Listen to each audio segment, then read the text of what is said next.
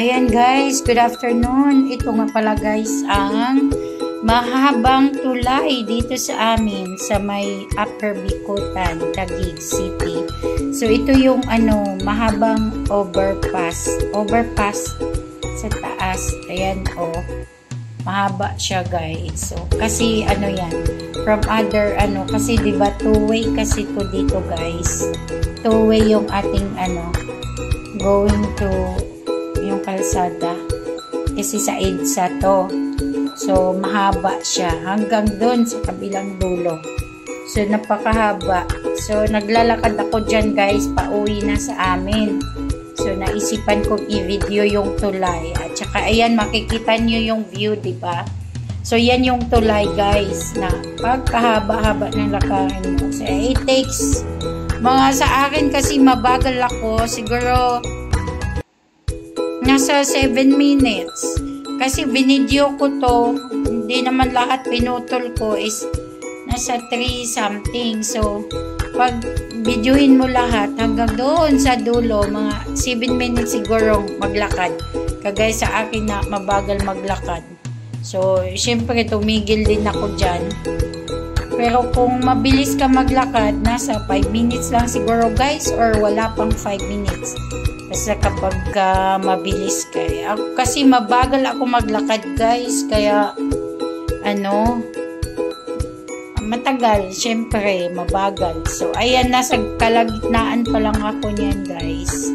So nasa gitna pa yan. So mahaba pa yan guys. O tingnan nyo yung flyover, yung skyway papuntang Alabang yan. So ayan, so nasa gitna pa lang ako.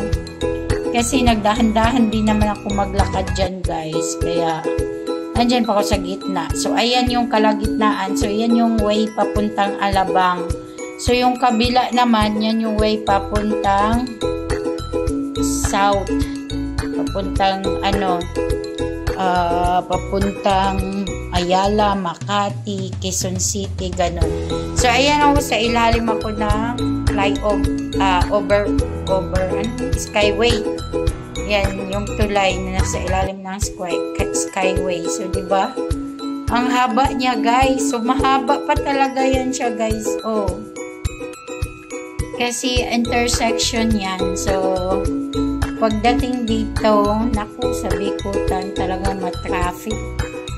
So yan na sa ibabaw ng tulay. Napakainit pa naman dyan guys. Kaya tiis ganda. Kasi wala tayong pera kaya naglakad. Kung may pera lang ako, hindi ako maglakad. Charot lang. Kaya ayan, naglakad talaga ako guys. Sinadya ko para makapag-exercise naman ako. So ayan, mahaba pa, diba? Ang haba talaga ng lakarin ng tulay na to guys, dito sa Bicutan. Kung kayo ay taga Bicutan, so may experience nyo yan guys. So ayan, nakita pala ang aking bag dyan.